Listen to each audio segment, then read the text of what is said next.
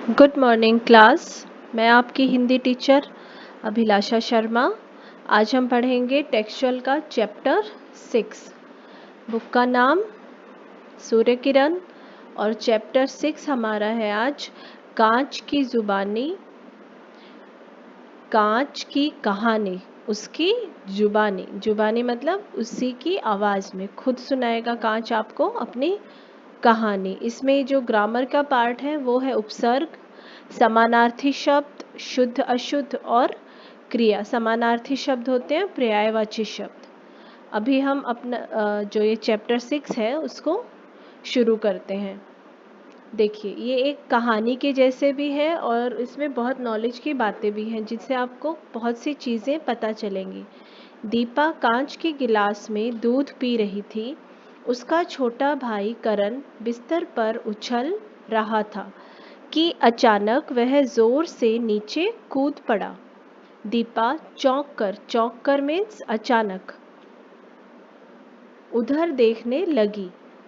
असावधानी में गिलास, असावधानी का क्या अर्थ होता है? लापरवाही। असावधानी का अर्थ होता है लापरवाही। लापरवाही में गिलास उसके हाथ से छूट गया। गिलास के जमीन पर गिरते ही एक जोर की आवाज हुई, झन। सारा दूध फर्श पर फैल गया। देखिए ये जो फर्स्ट पैराग्राफ है इसमें आपको इस चैप्टर के बारे में बताया जा रहा है कि वहाँ पे क्या क्या हो रहा है और कौन कौन से कैरेक्टर क्या क्या कर रहे हैं। मेन कैरेक्टर कौन है? दीपा है। वो कांच के गिलास में दूध पी रही है और वो फर्श पे गिर गया है। अभी मम्मी डांटेगी, यह सोचकर डर के मारे दीपा रोने लगती। जब हमसे कोई गलती होती है तो हमें डर लगता है कि अब हमें डांट या मार पड़ेगी। यह सोचकर दीपा क्या कर रही है? दीपा रोने लग गई। दीपा ने रोते रोते देखा कि टूटे हुए कांचों से आवाज आ रही है। किसमें से आवाज आ रही थी? जो कांच के टुकड़े थे उनमें से। मत रो, चुप हो जाओ, गलतियां तो हो ही जाती हैं। कौन बोल रहा है? ये कांच बोल रहा है। दीपा आश्चर्य से कांच की ओर देखने लगी। आश्चर्य का अर्थ होता है हैरानी से, हैरानी के साथ कि कांच भी कभी बोल सकता है।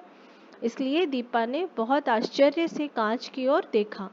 अब वह रोना भूल गई। जब हम लोग सडनली किसी अलग सी चीज़ को देखें या कोई अलग सी आवाज़ सुने तो हम भूल जाते हैं कि हम क्या कर रहे थे। सेम वैसे ही दीपा हैरानी से कांच की ओर देखती है और वह रोना भूल जाती है।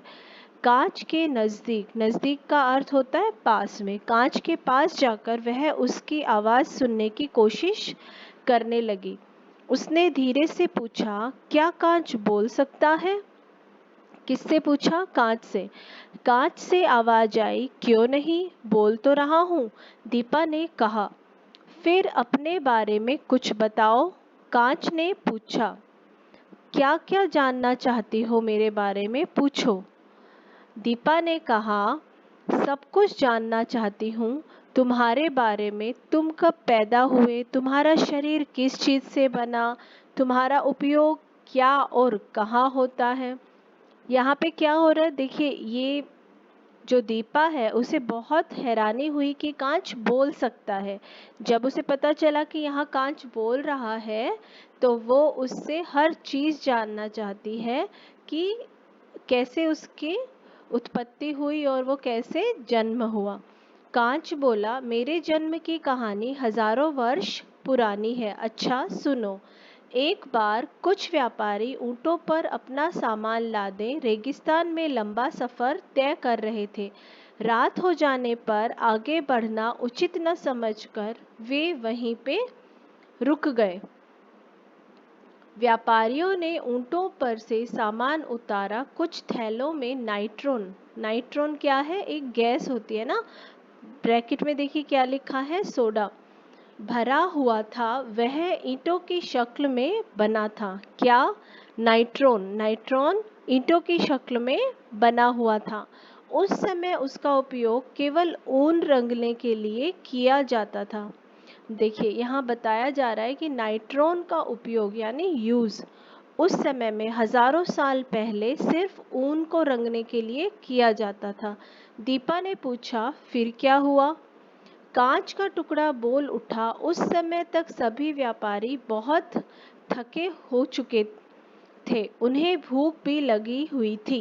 भोजन तैयार करने के लिए उन्होंने नाइट्रोन की ईंटें लगाकर चूल्हा बनाया। क्यों? क्योंकि उनके पास और कुछ ऐसा सामान नहीं था जिससे कि वो चूल्हा बना सकते, इसलिए इनके पास जो नाइट्रोन की ईंटें थी जिनका यूज़ वे ऊन को रंगने के लिए करते थे, उन्हीं का चूल्हा बनाकर उन्होंने आग जलाई। भोजन तैयार हुआ। खाना खाकर सभी व्यापारी गहरी नींद में सो गए। चूल्हा उन्होंने जलता ही छोड़ दिया।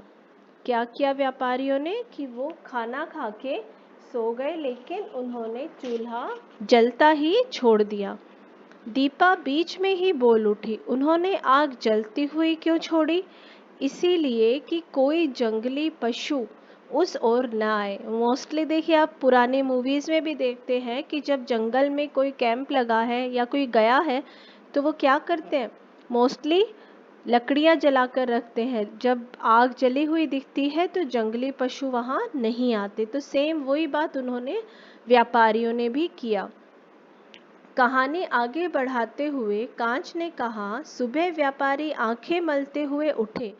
जैसे ही उनकी नज़र चूल्हे पर पड़ी तो फिर से आश्चर्य आया। मीन्स उन्हें बहुत हैरानी हुई और उनके आश्चर्य का ठिकाना ना रहा।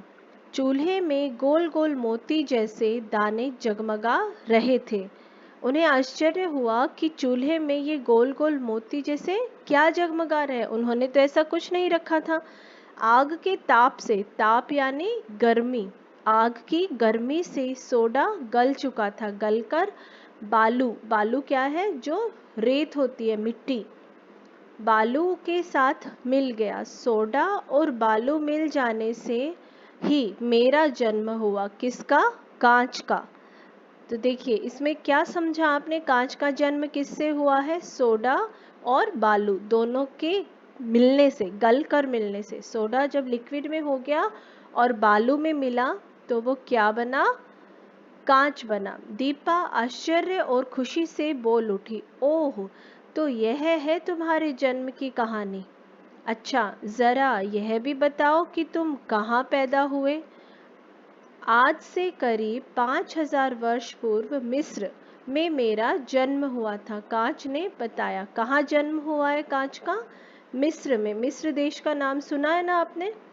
कांच के जन्म की कहानी सुनकर दीपा की उत्सुकता और बढ़ती ही जा रही थी। उत्सुकता का क्या अर्थ होता है? अत्यधिक इच्छा। उत्सुकता का मतलब है कि आप जब किसी चीज़ के बारे में आपको कुछ बातें पता चलती हैं तो बच्चे स्पेशली और उत्सुक होते हैं कि उसके बारे में और ज़्यादा पता करें। सेम वैसे ही दीपा को भी क्या हुई? उसकी उत्सुकता बढ़ती जा रही थी। उसने फिर पूछा, इस गिलास के अतिरिक्त, अतिरिक्त का अर्थ है अलावा, इस गिलास के अतिरिक्त तुम्हारा उपयोग, उपयोग यानी यूज़, और कहाँ कहाँ होता है? जब दीपा ने जान लिया कि कांच का जन्म कैसे हुआ, कहाँ हुआ, तो अब उसके मन में और उत्सुकता हुई कि इसके अलावा और क्या क्या हो सकता है। कांच बड़े गर्व से बोला, मेरा उपयोग तो आज संसार के कोने कोने में हो रहा है। खाने पीने के बर्तन, बोतल, खिलौने, दर्पण सभी मेरे ही तो हैं।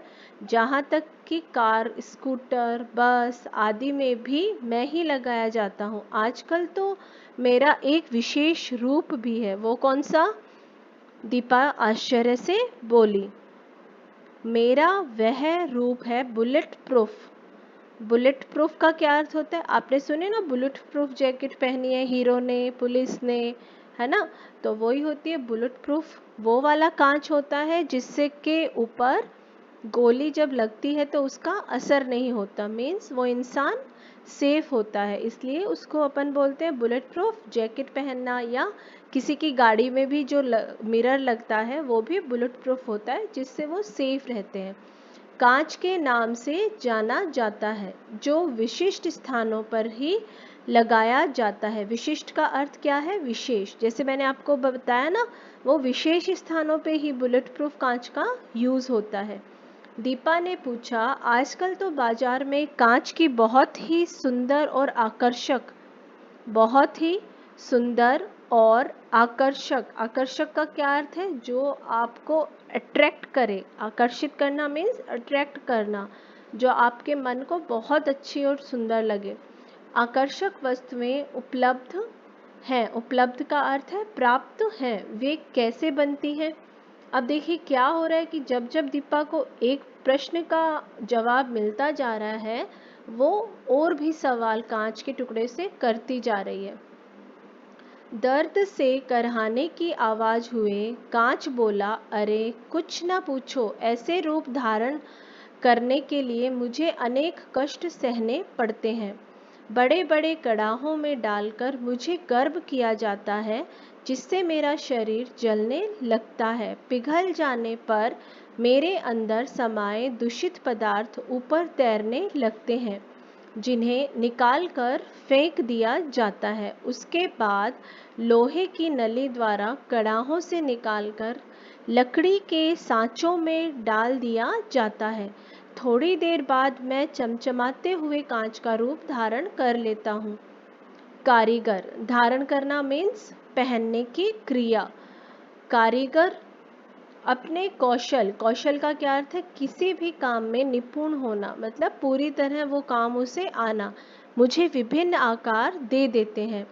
दीपा बड़े ध्यान से कांच की कहानी सुन रही थी कि तभी उसकी माँ आवाज देती हुई आई। दीपा को टूटे हुए कांच के पास गुमसुम यानी चुपचाप बैठी देखकर बोली, अरे दीपा, तुम इस तरह क्यों बैठी हो? क्या आज स्कूल नहीं जाओगी?